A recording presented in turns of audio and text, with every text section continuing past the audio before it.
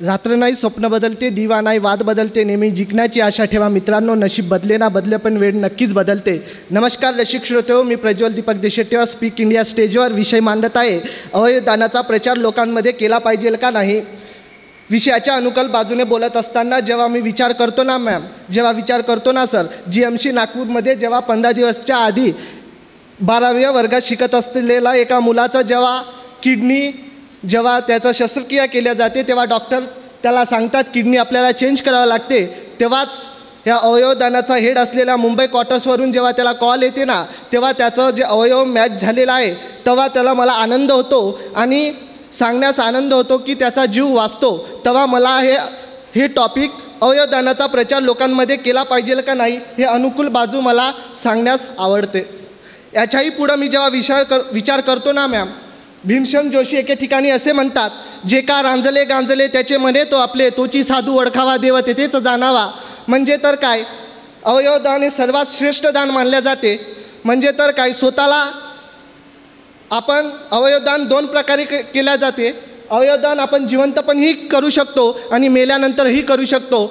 आपण जिवंतपणी न केलं तर मेल्यानंतरही, जसं थोर विचारवंत प्रबोधनकार जे आपले जे थोर आहे, त्यांनी असं सांगतात का बा, आपण स्वतः राख होण्यापेक्षा, स्वतः माती होण्यापेक्षा स्वतःचा अवयव दुसऱ्याला देऊन आपलं आयुष्यभर आजन्म जिवंत राहण्याचं एक संधी दुसऱ्यांना देऊ शकतो। याच्याहून चांगलं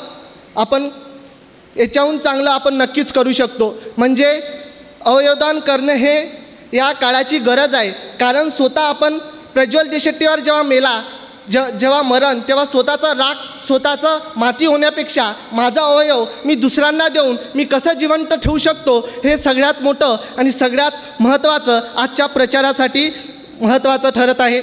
आणि याच्याही पुढं मी जेव्हा विचार करतो ना, एक हेडक्वार्टर्स पूर्ण महाराष्ट्रामध्ये 4 ठिकाणी अवयवदान प्रचार करण्याचा हेडक्वार्टर्स 4 भागात आहे। एक मुंबई, दुसरं औरंगाबाद, नागपूर आणि पुणे। हेडक्वार्टर्स मुंबई एक प्रोग्राम अरेंज करते सर।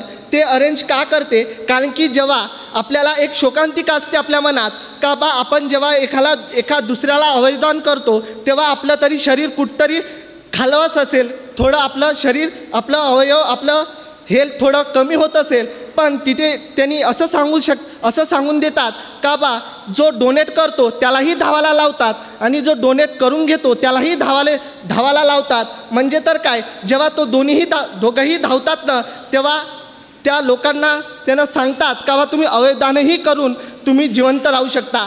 जाताना एवढंच म्हणू इच्छितो, बादलों की दरमिया कुछ ऐसी रंजिश आई, मेरा घर मिट्टी का था मेरे घर पे ही बारिश हुई, उनको शौक है बिजलियाँ गिराने की, हमको जिद्द है वही आशियाना बनाने की, वही आशियाना बना की। Thank you.